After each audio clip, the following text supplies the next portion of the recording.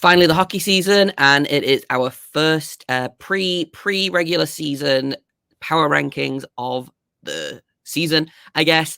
We're going to get into it. We're going to see some surprises, and we're going to talk a little bit about who we think is going to have the biggest change in power rankings as we kind of continue into the season. That's all coming up on today's Locked On NHL. You're Locked On NHL, your daily podcast on the National Hockey League. Part of the Locked On Podcast Network, your team every day.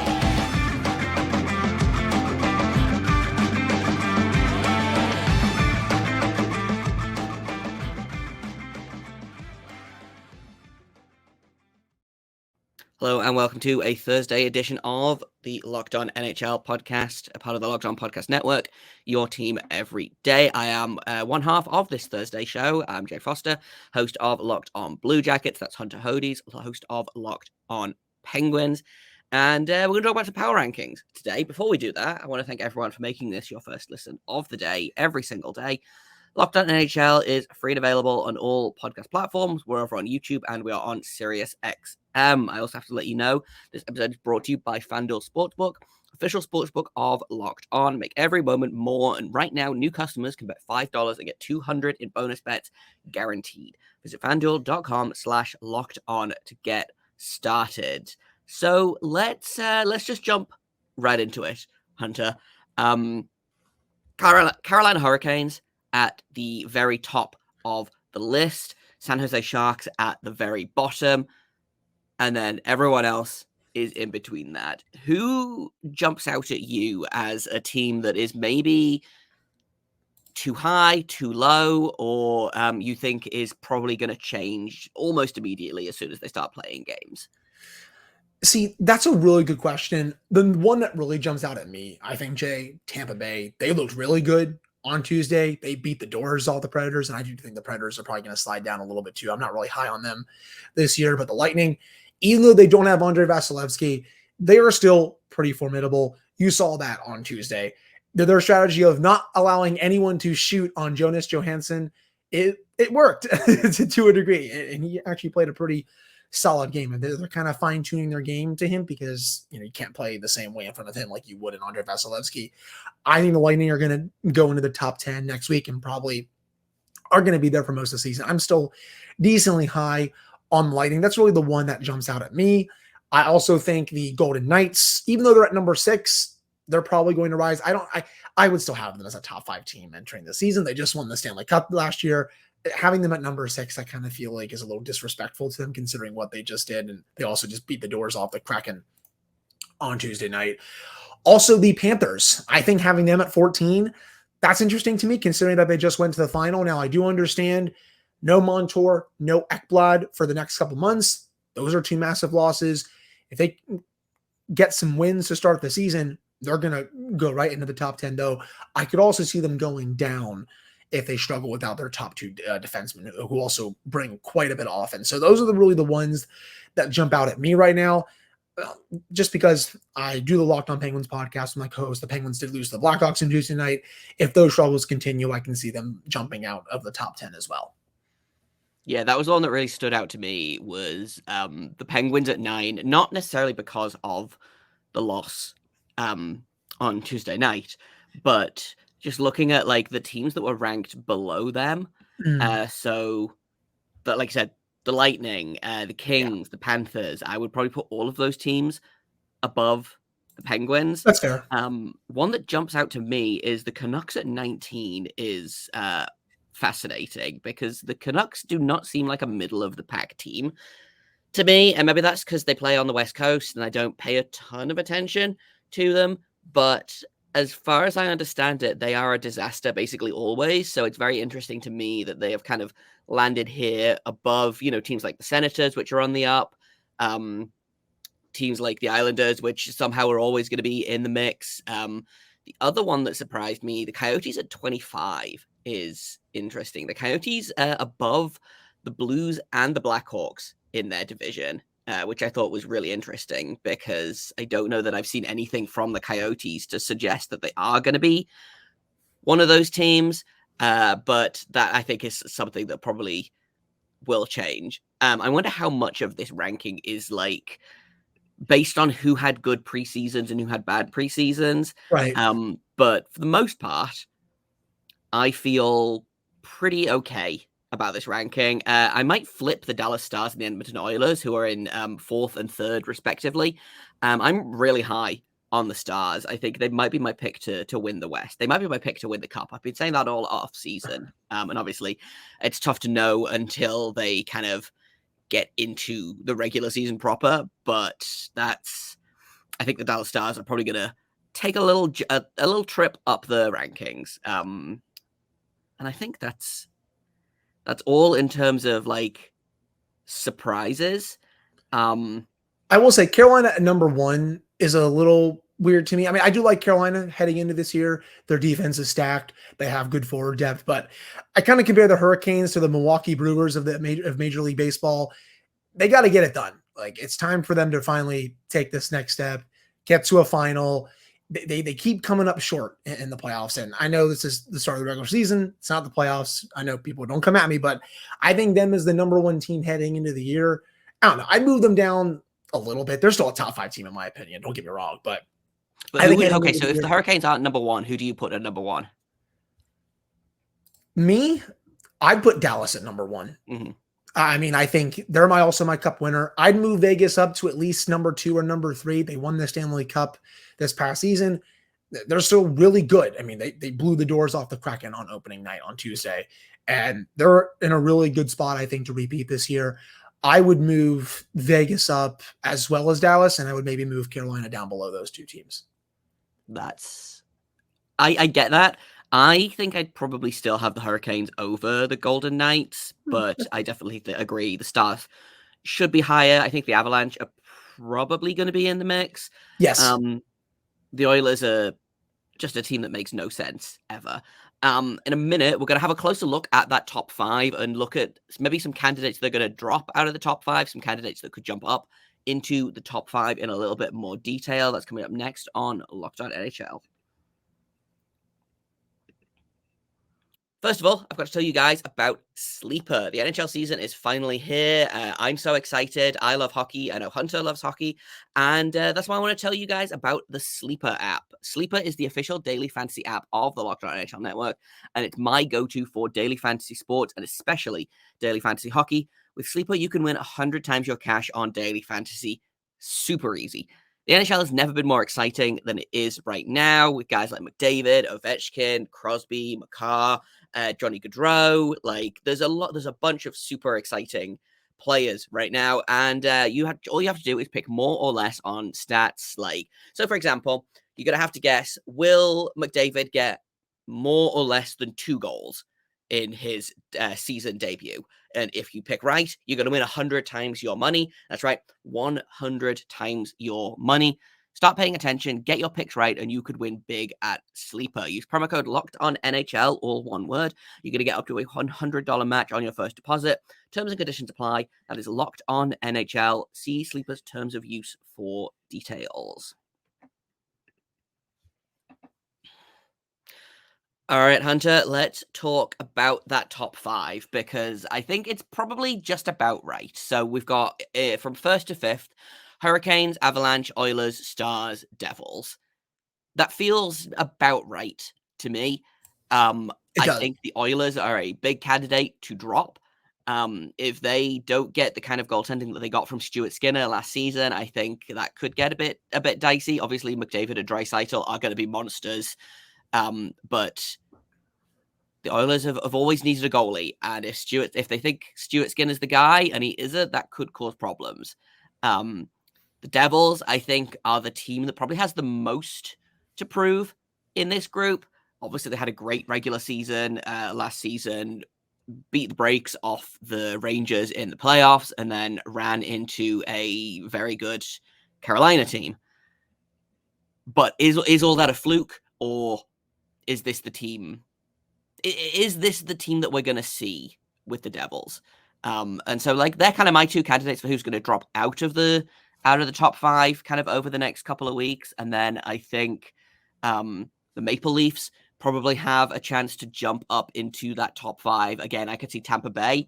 I was I watched that Tampa Bay game versus the Predators. I was not expecting them to be as dominant as they were. I thought the goalie situation was going to be a lot worse than it was. And obviously that could still happen. You know, sometimes guys have one good game, but the Lightning are looking like they heard me talking smack about them when I said that they were starting to look washed. So that's kind of my candidates for jumping into the top 5. How about you? Jumping into the top 5, I would definitely agree with you about the Maple Leafs. I think they're obviously one of the top Stanley Cup contenders heading into the year if they get off to a good start. I definitely think they can get up there. I already kind of said Vegas. That's kind of an easy one. They played very well on Tuesday night. If they continue to play well, they should get into the top 5. Heck, I mean, in my opinion, they should be in the top 5 right now, but that's a different story for another day. I also do think the Rangers have a chance to go up there. You know, they're an intriguing team heading into the year. I'm not going to say they're a boom or bust candidate this year, but if they can get insanely good goaltending from Shesterkin, and, you know, even if he's at 925, that's still really good, but if they can get 930, 935, they're going to be a really tough out, especially with the talent they have in their top 6 and Adam Fox on the back end. I can see them getting in there. Tampa Bay, we agreed with that already. In terms of dropping out, it's a tough call. Maybe Edmonton, but I'm actually really high on the Oilers heading into this year. I like their depth up front. Obviously, they have the 2 of the 5 best players on the planet. They have the best player on the planet in Connor McDavid. Defensively, they're still fine. Stuart Skinner is the X factor. If he can play as well as he did last year, this is a Stanley Cup contender this year. And I know some people are picking them to win it, and we'll see. I mean, I'm curious to see how they do. If they get off to a bad start, could see them dropping off as well. Looking around the rest of this, maybe Boston, but I'm still not sold on their center depth. But if they can prove me wrong, Allmark gives them good goaltending, Pasternak and Marchand get off to a good start, I could see them also jumping into the top 5. But in terms of coming out, maybe the Oilers, the Avalanche potentially as well, if they get off to a bad start without Gabriel Landeskog, or if they have some injuries pop up like what happened last year. But that's what I'm really thinking about right now. I don't really see it happening with Carolina. I think they're going to go off to a really good start. They're a very good regular season team. Same with Dallas. New Jersey should be very good again this year. I see them getting off to a good start as well. So those are, I guess, the teams I could see coming out, and then the other teams coming in. Yeah, Colorado is a really interesting one, I think. Just because we're not sure what they're going to look like yet. Obviously, Landeskog done for the season already. Might not ever come back. Obviously, that's not what they're hoping. They missed a bunch of guys last season for big chunks of the season. Goaltending, I don't know off the top of my head who their goaltender is right now, which is Colorado's. It's it should be Georgiev, right? Oh yes, you're correct. Yep. Yeah, Alexander Georgiev. Pavel Francouz is out indefinitely, I believe. So that could be a problem if they start having to rely on their goaltending depth. But the Avalanche are a team that's not built to need goaltending. You know, the Rangers are also a really interesting one. I think they're a team that I feel like I say this every time they come up. I wouldn't be surprised if they finished top 2 in the division, and I wouldn't be surprised if they missed the playoffs. And there's just no way to know which Rangers team you're going to get until the night. You know, they are maybe the weirdest team in the Metro division. They're just gonna, if Shesterkin goes God mode, then they are fine. If he's ordinary, they might struggle a little bit, but I agree. Their top 6 is good. Their depth, I think, is improved on last year. And Adam Fox is probably one of the best defensemen in the game right now. I'm looking at this and I'm like, man, there are a lot of good teams in this league, which sounds like a really stupid thing to say, but I'm looking at this and I'm like, man, there's like 7 or 8 teams that I could talk myself into being in the top 5 here. Right. Maybe more, you know, like, the Kraken, I think, were disappointing against the Golden Knights on Tuesday. Obviously, we are, just for clarification's sake, we are recording this before the Wednesday night games start. So we've really only seen the Kraken, the Knights, the Penguins, the Blackhawks, the Predators, and the Lightning in game action right now. So all of this could change depending on how tonight goes for a lot of teams. But I want to talk a little bit about the bottom of the power rankings now. And again, we'll kind of go through the same thing. Who do we think is going to drop into the bottom 5? Who do we think is going to lift themselves out of the bottom 5? And I think we'll play a little bit of a game after that, because who doesn't love games? That's all coming up in just a second here on Locked On NHL. First, though, I've got to tell you guys about FanDuel. Snap into action this NFL season with FanDuel, America's #1 sportsbook. Right now, new customers are going to get $200 in bonus bets guaranteed. All you have to do is place a $5 bet. Whether you win or lose that $5 bet, you are going to win $200 in bonus bets. And you can use those bonus bets on things like spreads, player props, over-unders, and more. If you've been thinking about joining FanDuel, there is no better time to get in on the action. The app is super easy to use. You don't have to wait for your deposit. You get paid instantly. And it's not just football. They've got baseball playoffs. They've got the NBA, which is back soon. They've got NHL stats. If you want to put some money on the Stars winning the Cup, and that's our official position here on the Thursday edition of Locked On NHL, you can do that all at FanDuel.com. Go to FanDuel.com/LockedOn, kick off the NFL season, and make a little bit of money while you're at it. FanDuel, official partner of the NFL, and also us, the Locked On Podcast Network.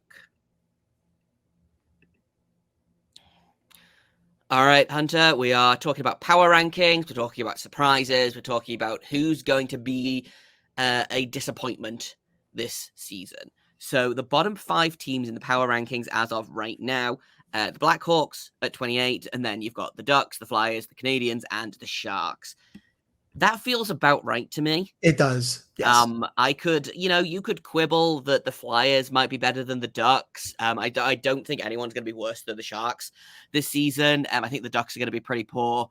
The Blackhawks could be interesting. I don't know how they're going to shake out just yet. Obviously, they looked surprisingly good against Pittsburgh on Tuesday night. We don't know, obviously, how they did against Boston last night because the game hasn't happened yet when we're recording this. Can Connor Bedard carry this team out of the bottom 5? Yes, he only had a secondary assist in Tuesday's game, but he led every Blackhawks player in time on ice and expected goals for percentage as a baby, as a child. So as he starts to get more and more used to the NHL, I feel like there's going to be a lot of games that the Blackhawks win just because Connor Bedard decides that they're winning these games. So they might be my candidate to jump out of the top 5. Looking at teams that could slide, I think the Coyotes are an option. I think the Blues are an option. I think the Capitals also an option. I am not a believer in the Capitals this season. I think age is finally starting to catch up to them. I think they've got a question mark in goal. And it feels a lot like they're just kind of phoning it in to get over his record. So we'll see how the Capitals do this season. But what about you? How do you feel about this top 5? Is there anyone you would take out? Is there anyone you would put in? What's your thoughts? I think the bottom 5 is totally fair. I mean, the Blackhawks, I agree. I think they could get out of the bottom 5 if Connor Bedard has a really good year. And I do expect him to be good. I think he's going to be good for at least 70, 80 points this year, potentially 90 plus. Maybe he even gets to 100. He had his first point against the Penguins on Tuesday night. He was a big threat. Every time he stepped onto the ice, it felt like he was going to score. His shot is beautiful. It really fools goaltenders. I think Tristan Jarry, he was playing a very strong game. I think a couple of shots fooled him to the point where he may have been a bit lucky to make a couple of those saves. He's going to be very good. I could see them maybe being not a bottom 5 team, but just a bottom 10 team. Mm-hmm. Yeah, I don't think he's going to catapult them into the playoffs. No, I could see them finishing 24th or 25th in the league this season. That's fair. Yeah, I could also see the Coyotes falling down, especially if they're fascinating. Clayton Keller's going to be very good. I want to see how Logan Cooley does. I think he's going to be a big candidate for the Calder Trophy along with Bedard. If both of them are able to perform very well this year, I could see them maybe even pushing for a playoff spot. But if they don't live up to expectations, I could see them falling in the bottom 5. Excuse me. I'm also not a believer in Nashville. I'm sorry. I think an outside shot that they finish in the bottom 5, but I also don't know if UC Saros will allow that, considering how good he is. That's just a UC very Saros, someone needs to help that man.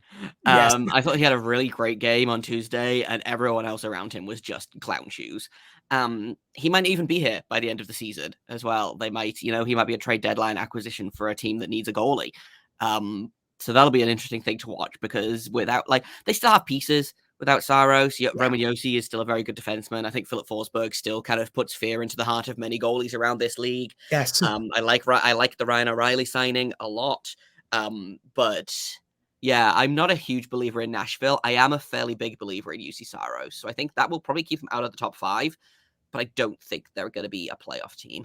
Out of the bottom 5, excuse me. But I don't think they'll be a playoff team either. I think they're going to kind of be on the bubble. They're kind of in that worst spot, excuse me. Like there's the middling team. You don't know if they're contending or you don't know if they're rebuilding. And that's the worst spot you can be as a professional sports organization. So, again, outside shot, they're in the bottom 5, but I had to throw them out there. Also, the St. Louis Blues, I'm not really high on them this year. I don't really understand what their plan was during the offseason. Okay, you got Kevin Hayes, but what else did you really do? I mean, Jordan Bennington, I don't think is the answer in net. I like Jordan Kyrou. I like Robert Thomas. I just don't think, Pavel Buchnevich too. I just don't think they have the pieces to really contend or make the playoffs. I'm sour on them. That's for sure. I think I could definitely see a world where they are in the bottom 5 at some point this season. Washington, I think Alex Ovechkin alone will keep them from being in the bottom 5. I'm not high on the Capitals this year either, but I don't think they're going to be a bottom 5 team, in my opinion.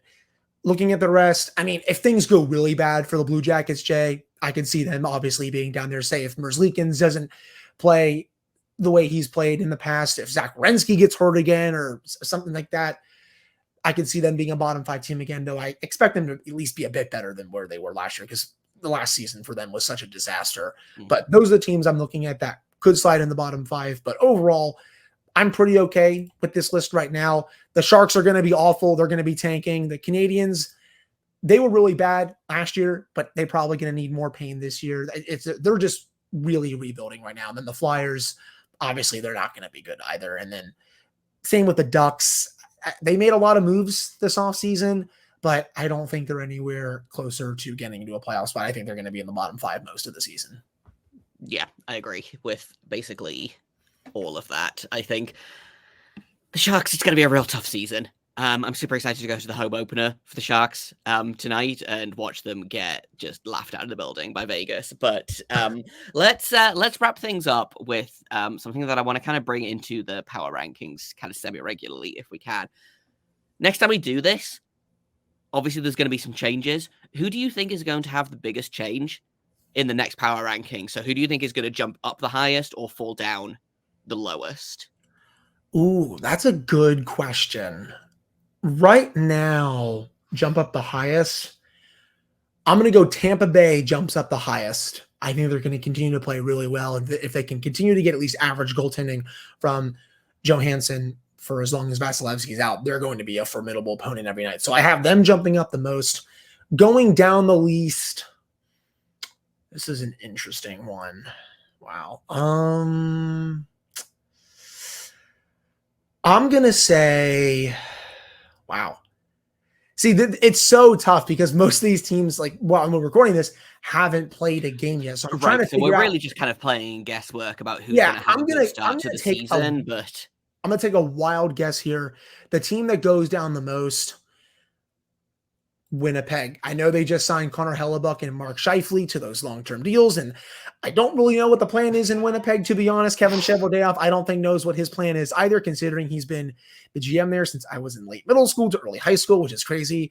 But I'm not a believer in them this year. I don't have them making the playoffs.